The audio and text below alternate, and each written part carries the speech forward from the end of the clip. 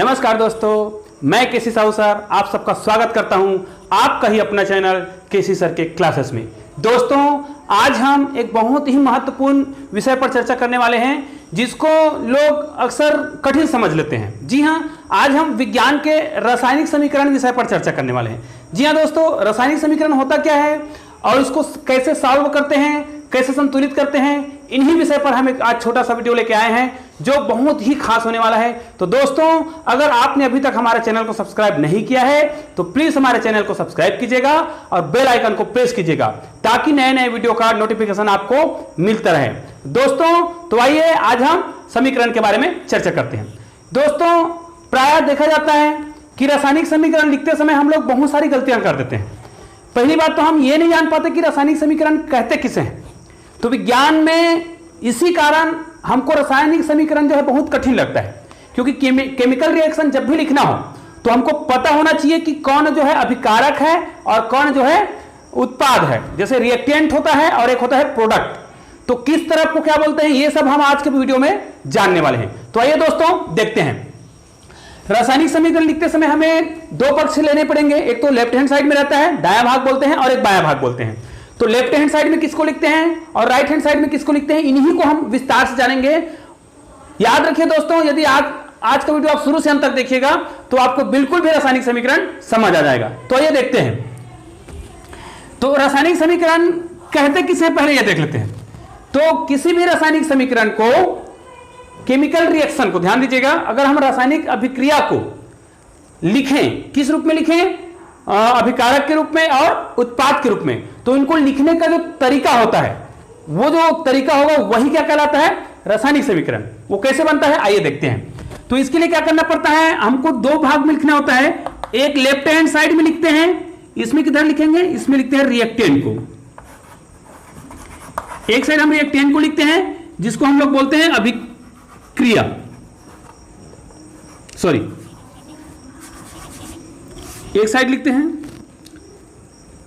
जिसको अभिकारक बोलते हैं, अभिकारक, ठीक है। और दूसरा होता है, एक राइट साइड लिखते हैं, राइट हैंड साइड में, इसको बोलते हैं प्रोडक्ट। ये प्रोडक्ट होता है और ये एक्चुअल में होता है उत्पाद। दोस्तों, अभिकारक और प्रोडक्ट को लिखते समय जिन जिन चीजों का हम प्रयोग करते हैं, उदाहरण के लिए आप सोच लो, मान लीजिए मुझे शरबत बनाना है, तो शरबत बनाने के लिए मुझे क्या क्या चीज चाहिए, एक शक्कर चाहिए, पानी चाहिए, नींबू का रस चाहिए। तो इन तीनों चीजों को मैं किधर लिखूंगा, ये अभिकारक होगा कि उत्पाद होगा। तो जो चीजें हम लेते हैं, जिनको रिएक्शन कराएंगे, जिनको क्रिया करा के हम बनाने वाले हैं, तो जिन चीजों को लिया जाता है उसको हम बोलते हैं अभिकारक। जी हाँ दोस्तों, तो नींबू, शक्कर, पानी, जो भी चीज ले रहे हैं उसको हम कहां लिखेंगे, लेफ्ट हैंड साइड में लिखेंगे, जिसको हम रिएक्टेंट बोलेंगे, वही अभिकारक कहलाता है। और उनको धन चिन्ह के द्वारा अलग किया जाता है। जी हाँ, उनको हम क्या लिखेंगे, धन चिन्ह के माध्यम से लिखेंगे। और जो बनता है, जैसे अभी उदाहरण दिया, उसमें शरबत जो बन रहा है वो क्या हो जाएगा, हमारा उत्पाद होगा। हालांकि रासायनिक अभिक्रिया नहीं है तो हमको रासायनिक अभिक्रिया को वैसा ही लिखना पड़ेगा। और उसको लिखते समय ध्यान देना है, अभिकारक और उत्पाद दोनों को हमको तीर के निशान या फिर बराबर के निशान के द्वारा पृथक करते हैं। कैसे, जैसे हमने लेफ्ट हैंड साइड में किसको लिखा,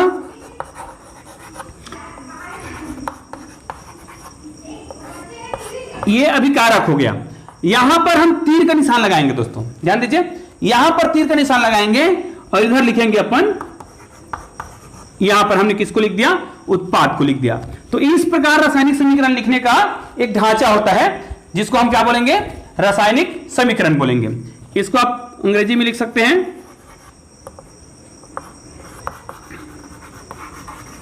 तीर का निशान, और यहां पर हो जाएगा प्रोडक्ट, ठीक है।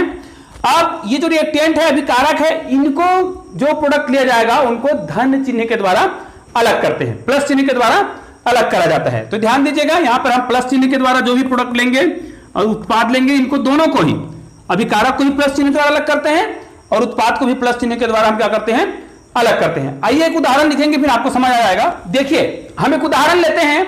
अभी हमने बताया कि एक साइड अभिकारक को लेंगे और दूसरे साइड उत्पाद को लेंगे। यह बात हमेशा ध्यान देना है कि अभिकारक जो है हमेशा लेफ्ट हैंड साइड में रहता है और जो उत्पाद बनता है प्रोडक्ट जो बनता है वो किधर रहेगा, राइट हैंड साइड में रहेगा। ठीक है, तो ये कैसे बनेगा, देखो एक उदाहरण लेते हैं अपन, मान लिया जाए तो ये जैसे जिंक है और ये HCl है। यहां पर देखो ये कौन सा, ये क्या हो गया, एक भाग हो गया। हमने इसको क्या बोला था अभी, मान लिया जाए हमारा क्या है, ये क्रिया कारक। ठीक है, जिसको अभिकारक भी बोलते हैं, ये अभिकारक है, क्रिया कारक या अभिकारक जो भी है आप बोलते हो। तो ये जो है एक साइड में हो गया, लेफ्ट हैंड साइड में, तो राइट हैंड साइड में इनसे जो प्रोडक्ट बनेगा उनको लिखेंगे। तो देखो अभी क्या बताया गया था, ये देखो धन चिन्ह के द्वारा ये क्या है, पृथक है, और ये दोनों मिला के क्या है, अभिकारक है। और दूसरा इधर क्या बनेगा, इन्हीं चीजों से क्या करना है, हमको कोई उत्पाद बनाना है। एक बात और याद रखना, रासायनिक समीकरण यदि आपको सीखना है दोस्तों, तो आपको कुछ प्रोडक्ट जो बनता है दुनिया में, जो होता होगा, जिनसे चीज बनता है, वो आपको तो याद करना ही पड़ेगा। जैसे कुछ सूत्र हैं, जैसे H2O आपको पता होना चाहिए, हाँ ये ऐसा होता है कोई दुनिया में जल, H2O नाम का कोई फार्मूला होता है, SO2 ऐसा कोई चीज होता है, हाइड्रोजन अकेले तो होता नहीं है, तो हाइड्रोजन कुछ रूप में ऐसा पाया जाता है। ऐसे बहुत सारी चीजें हैं जिनको आपको क्या करना है, वो याद हो जाएगा, कोई दिक्कत नहीं है उसका। तो अभी हमको याद रखना है, जिंक है और HCl, इसको बोलते हैं हाइड्रोक्लोरिक अम्ल है। इनको जब हम क्रिया कराएंगे तो क्या बनेगा, तो इसके लिए क्या करना पड़ेगा, यहां पर देखो ZnCl2 बनता है और प्लस यहां पर बनता है H2। ठीक है, तो अब देखो क्या ये रासायनिक समीकरण है, क्या ये रासायनिक समीकरण संतुलित हो गया है। तो रासायनिक समीकरण संतुलित करने का मुख्य पॉइंट अभी आपको बताया जा रहा है, ध्यान दीजिएगा। रासायनिक समीकरण संतुलित करते समय आपको देखना है, दोनों साइड जो दिए हुए हैं, तत्व दिए हुए हैं, परमाणु दिए हुए हैं, वो क्या होने चाहिए, इक्वल होने चाहिए, बराबर होने चाहिए। अब बराबर नहीं है तो उनको हमें बराबर लाना पड़ता है। अब देखो यहां पर जिंक लिखा है, तो यहां पर जिंक है, एक बार जिंक आया है, एक बार इधर भी जिंक आया है, ठीक है। यहां पर देखो क्लोरीन एक बार है और इधर दो बार आया है, इसका मतलब ये जो है समीकरण संतुलित नहीं है, मतलब ये केवल एक ढांचा है, इसको एक ढांचा कहा जाएगा जो समीकरण संतुलित नहीं है। इन्हें ही तो हमें क्या करना है, संतुलित करना है। तो देखो जिंक एक बार आया है, इधर भी एक बार आया है, ठीक है। यहां पर क्लोरीन एक बार आया है, यहां पर दो बार आया है, इसका मतलब यह है इनको संतुलित करने के लिए हमको ना कहीं क्या करना पड़ेगा, कुछ संख्याओं का गुना करना पड़ेगा या कुछ करना पड़ेगा। अब देखो इसमें हाइड्रोजन एक बार आया है और इधर क्या आया है, दो बार आया है, और हाइड्रोजन इस रूप में पाया जाता है दोस्तों, याद रखो। ठीक है, तो इसका मतलब यह है क्लोरीन यहां दो बार है, यहां एक बार है, तो अगर इसमें यहां पर ऐसा दो लिख दिया जाए इसके सामने, ठीक है, तो देखो क्लोरीन कितने बार आ गया, दो बार, तो इधर भी क्लोरीन देखो यहां पर दो लिखा है, मतलब ये भी क्लोरीन कितने बार आ गया, दो बार। आप देखो इसमें हाइड्रोजन दो बार है और यहां पर भी हाइड्रोजन दो बार है। यहां पर ये हाइड्रोजन किस रूप में है, परमाणु के रूप में कि अणु के रूप में, ये किस रूप में है, ये अणु रूप में है। परमाणु किसको बोलते हैं, जो सिंगल होता है, अकेला होता है। अणु किसको बोलते हैं, जो परमाणुओं से मिलकर बना होता है। तो ये देखो दोस्तों, अब हमारा समीकरण संतुलित हो गया है। इधर जितने चीज है, जिंक एक बार है तो इधर भी है, हाइड्रोजन इधर दो बार है तो इधर भी हाइड्रोजन दो बार है, क्लोरीन इधर भी दो बार है, देखो देखो, तो यहां भी दो बार है। इस प्रकार हमारा समीकरण संतुलित। बहुत ही अच्छी चीज बता रहा हूं, आप लोगों ने चूना का नाम सुना होगा। चूना, दो प्रकार के चूना सुनते हैं, बुझा हुआ चूना और बिना बुझा हुआ चूना। तो क्या आप लोग को बिना बुझा हुआ चूने का सूत्र पता है, नहीं पता है, चलो ठीक है। अगर पता है तो ठीक है, अच्छी बात है बच्चों, आप लोग को याद है। लेकिन अगर आपको नहीं पता है तो मैं दोनों सूत्र आपको बताने वाला हूं, ध्यान दीजिएगा। ये देखो, ये होता है चूना का सूत्र, ठीक है, और ये होता है बिना बुझा चूना, बिना बुझा हुआ चूना, ठीक है, बिना बुझा चूना का सूत्र है। अब चूना को बिना बुझा चूना और बुझा हुआ चूना, तो बुझा हुआ चूना किसे बोलते हैं जी, आप लोगों ने घर में देखा होगा, जब घर में चूल्हा जलाया जाता है और लकड़ी का जो आग एकदम कोयला बन जा रहता है, आग उसमें जल रहा होता है, तो जब उसको हम पानी डालते हैं तो क्या हो जाता है, वो कोयला जो है बुझ जाता है। मतलब पानी डालने से कोयला क्या होता है, बुझ जाता है। वैसा ही टेक्निक यहां पे अपनाएंगे दोस्तों। यदि हम चूना में, कौन सा चूना में, बिना बुझा हुआ, जो चूना बुझा नहीं है, बिना बुझा हुआ चूना में यदि हम क्या डाल दें, पानी डाल दें, उनसे जो सूत्र मिलेगा वो किसका मिलेगा, बुझा हुआ चूना का सूत्र मिलेगा दोस्तों। बड़ा ही सरल है, बहुत ही आपको आसानी से समझ आएगा दोस्तों, ठीक है।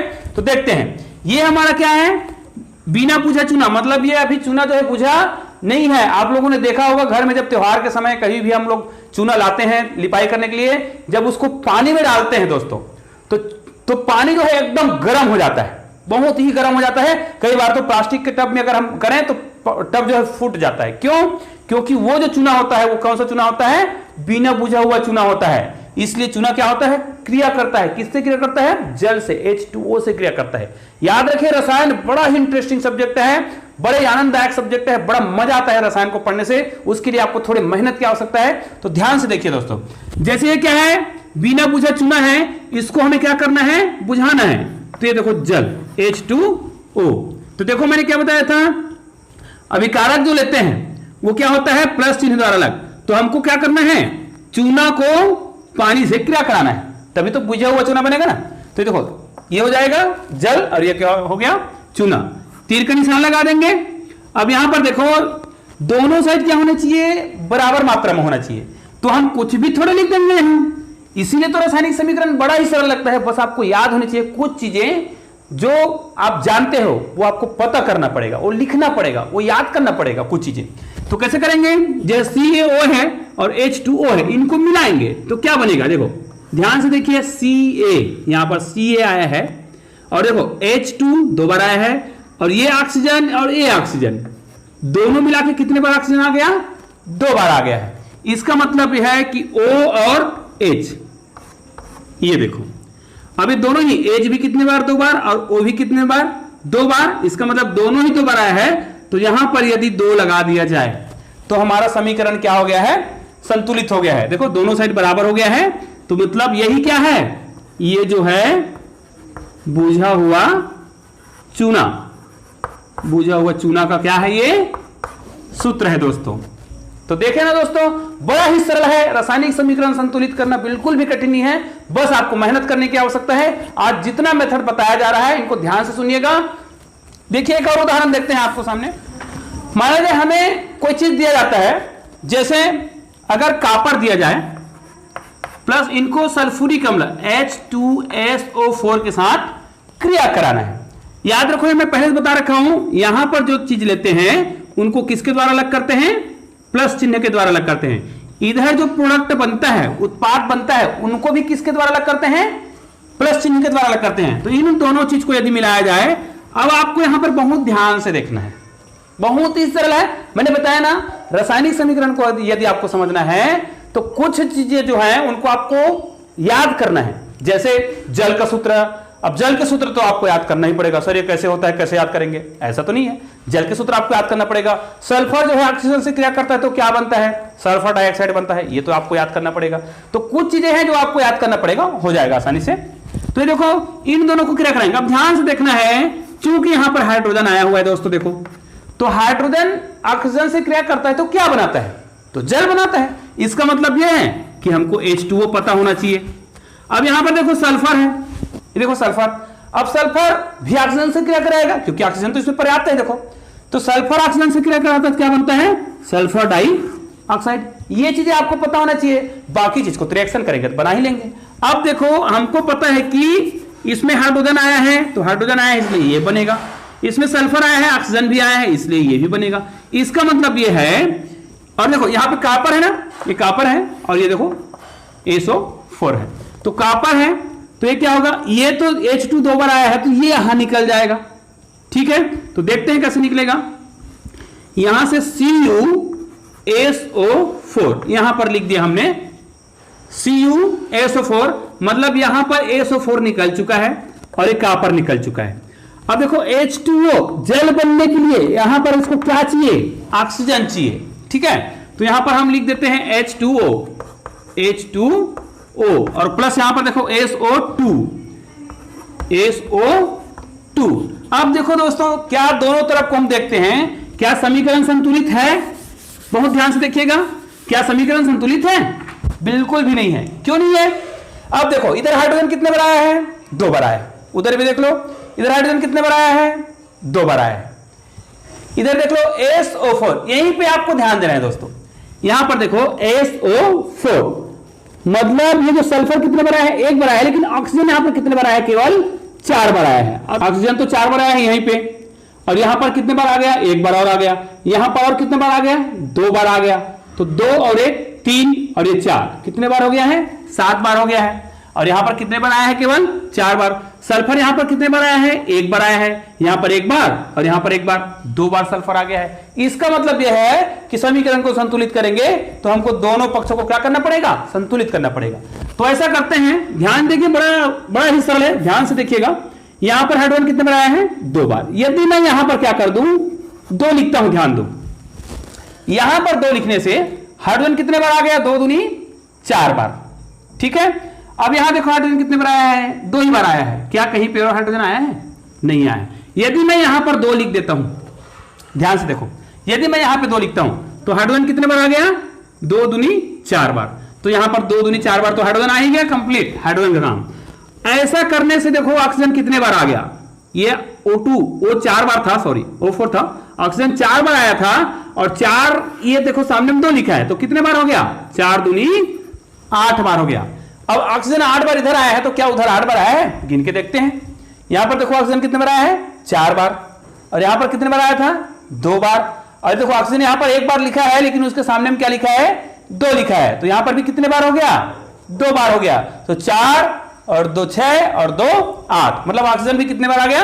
8 बार। अब सल्फर में आ जाओ, सल्फर इसमें कितने बार आया है? देखो यहां पर तो 1 बार लिखा है लेकिन इसके सामने में क्या लिखा है? 2 लिखा है, मतलब सल्फर 2 बार आया है। और यहां पर भी देखो सल्फर 1 और ये 2। इसका मतलब यह है कि अब हमारा जो समीकरण है वो क्या हो गया है? संतुलित हो गया है। मतलब इधर जो आए हुए हैं परमाणु, जितने बार आए हैं उधर भी परमाणु उतने बार ही आया हुआ है। और एक उदाहरण देखते हैं दोस्तों, बहुत सरल से उदाहरण देख लेते हैं। चलो, एक N2 होता है प्लस 3H2 होता है। इसमें देखो नाइट्रोजन और ये हाइड्रोजन दोनों ही गैस रूप में है। तो इनको क्या करते हैं अपन लोग, यदि हम लिखना चाहें तो ये देखो नाइट्रोजन कितने बार आया है? 2 बार। हाइड्रोजन कितने बार आया है? ये हाइड्रोजन गैस है, वो कितने बार आया है? 3 बार आया है, ठीक है। तो इसको क्या लिखेंगे? यदि हम यहां पे ऐसा लिख देते हैं, ऐसा 2 लिख देते हैं, यहां पर N लिख देते हैं और यहां पर NH3, ये क्या होता है? ये अमोनिया का सूत्र होता है दोस्तों, ये देखो। तो क्या ये संतुलित हो गया? देख लो आप लोग, N2 2 बार, H2 और ये 3 बार। तो हाइड्रोजन टोटल कितने बार आया है? 3 दूनी 6 बार। यहां देख लो 3 और यहां 2, 3 दूनी 6 और नाइट्रोजन 2 बार। तो ये समीकरण बिल्कुल संतुलित है। तो दोस्तों इस प्रकार आप लोगों ने देखा कि हम समीकरण को संतुलित करना सीख गए हैं। दोस्तों कल के वीडियो में बहुत ही अच्छी तरीके से समीकरण को संतुलित करते हैं। तो समीकरण में जो गलतियां हैं, जो कमियां हैं, उसको दूर करने पर हम चर्चा करेंगे दोस्तों। जी हां, जैसे क्या इस समीकरण में कहीं पे भी ये लिखा है कि कोई ठोस है, द्रव है या गैस है? तो यहां पर इनकी कमियों को दूर करने के लिए जो नियम अपनाए गए हैं उनको हम कल चर्चा करेंगे। तो दोस्तों उम्मीद है आज का वीडियो आपको बहुत ही पसंद आया होगा और रासायनिक समीकरण संतुलित करना आप सीख गए होंगे। तो दोस्तों यदि आपका आज का वीडियो आपको पसंद आया हो तो प्लीज हमारे वीडियो को लाइक कीजिएगा और शेयर कीजिएगा और मुझे कमेंट करके बताइएगा। धन्यवाद दोस्तों।